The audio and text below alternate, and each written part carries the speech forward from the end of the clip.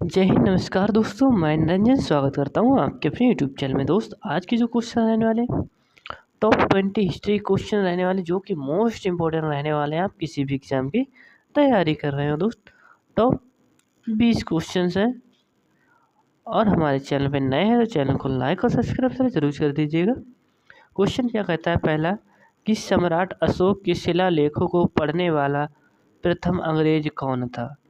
तो दोस्त, यह अंग्रेज कौन था आपको बता देना है। जेम्स प्रिंसेप था। और इसने कब पढ़ा था दोस्त? याद रखना कि 1837 ईस्वी में पढ़ा था। और दोस्त, उस समय जो शिलालेखों की खोज करवा रहा था वह कौन था? टी पैंथेलर करके एक व्यक्ति था। उसकी अध्यक्षता में जेम्स प्रिंसेप ने 1837 ईस्वी में पढ़ा था। नोट करिएगा। क्वेश्चन है दूसरा, महावीर स्वामी ने जैन संघ की स्थापना कहाँ की थी? तो दोस्त, इन्होंने जो की थी पावापुरी में। और दोस्त, जैन धर्म में टोटल कितने तीर्थंकर हुए? 24 यानी 24 हुए थे।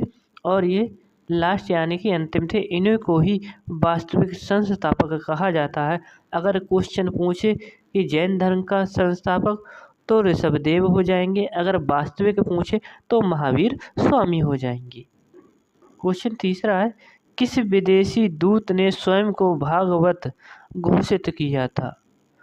तो स्वयं को घोषित किया था किसने? हेलियोडोरस करके एक व्यक्ति था, जो कि विदेशी था यानी कि फॉरेनर था। इसने स्वयं को भागवत घोषित किया था, हेलियोडोरस ने।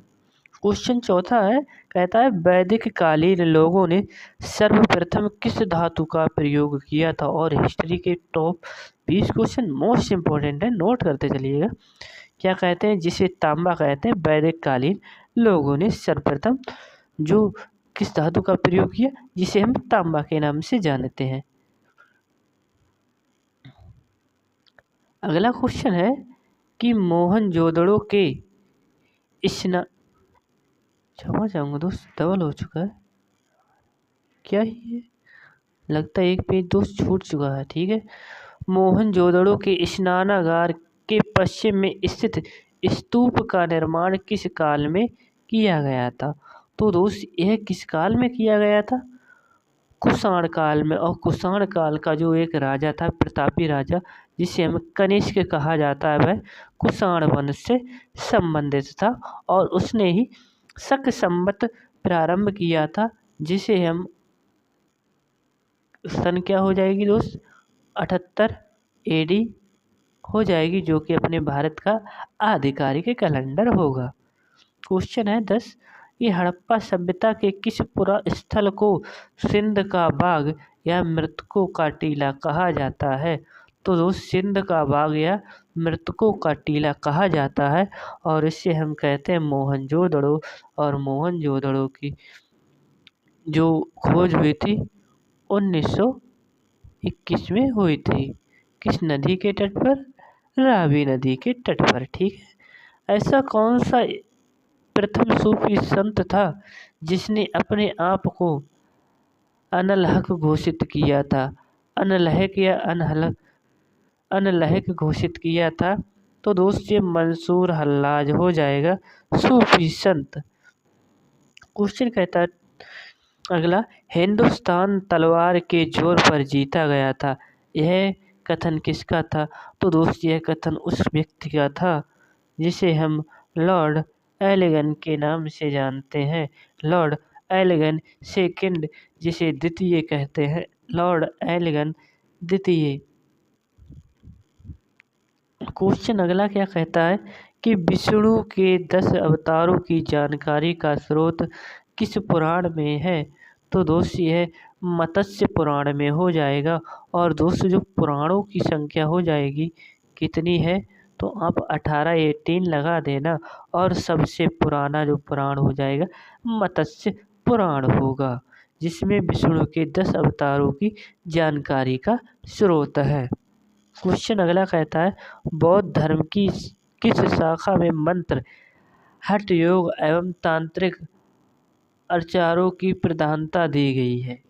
यानी जिसमें कहा गया है तो ये बौद्ध धर्म की बात कर रहा है, तो वज्रयान के नाम से हम जानते हैं। मंत्र और हठ योग तांत्रिक के नाम से प्रधानता है। क्वेश्चन है प्रसिद्ध विजय विट्ठल मंदिर, और दोस्त ये भारत का सबसे बड़ा मंदिर होगा, जिसके 56 क्षैतिज स्तंभ से, यानी कि इसके 56 पोल होंगे। फिर संगीत में स्वर निकलते हैं दोस्त, उसमें अपने आप संगीत के स्वर निकलते हैं। यह कहाँ अवस्थित है? तो दोस्त ये हम्पी, और ये कहाँ पर स्थित हो जाएगा? हम्पी कर्नाटक राज्य से संबंधित होगा। और ये रहा मोस्ट इम्पोर्टेंट क्वेश्चन। किस शासक ने चित्तौड़ के कीर्ति स्तंभ का निर्माण करवाया था? अब दोस्त कीर्ति स्तंभ की जो बात कर रहा है, तो इसका नाम हो जाएगा राणा कुंभा चित्तौड़गढ़ के कीर्ति स्तंभ की स्थापना। अगला क्वेश्चन कहता है आपसे कि इंडिया डिवाइडेड नामक पुस्तक के लेखक कौन है? तो दोस्त इसके जो लेखक हो जाएंगे डॉक्टर राजेंद्र प्रसाद जी, और हम इन्हें किस नाम से जानते हैं? बिहार गांधी के नाम से जानते हैं। ये फर्स्ट प्रेसिडेंट ऑफ इंडिया रह चुके हैं। क्वेश्चन है 18, शेर शाह के बाद और अकबर से पहले दिल्ली पर राज करने वाला हिंदू राजा का नाम क्या था? तो दोस्त ये हेमू था, हेमू। शेर शाह के बाद और अकबर से पहले। क्वेश्चन नेक्स्ट क्या कहता है आपसे कि आर्य शब्द का शाब्दिक अर्थ क्या है? तो दोस्त जो आर्य शब्द का शाब्दिक अर्थ होता है श्रेष्ठ या कुलीन। आपको हिंदी में भी ये क्वेश्चन देखने को मिल सकता है कि आर्य शब्द का अर्थ क्या होता है, श्रेष्ठ या कुलीन। उसका पर्यायवाची भी कह सकते हैं। कि चरक संहिता नामक पुस्तक किस विषय से संबंधित है? चरक दो कनिष्क के समय एक चिकित्सा जो चरक था उसने लिखी है, और ये चिकित्सा से संबंधित हो जाएगी। कनिष्क के दरबारी कवि थे। आई होप आपको सेशन पसंद आया हो, तो सेशन को लाइक और शेयर जरूर करिएगा। मिलते हैं अगली क्लास में, तब तक के लिए जय हिंद जय भारत।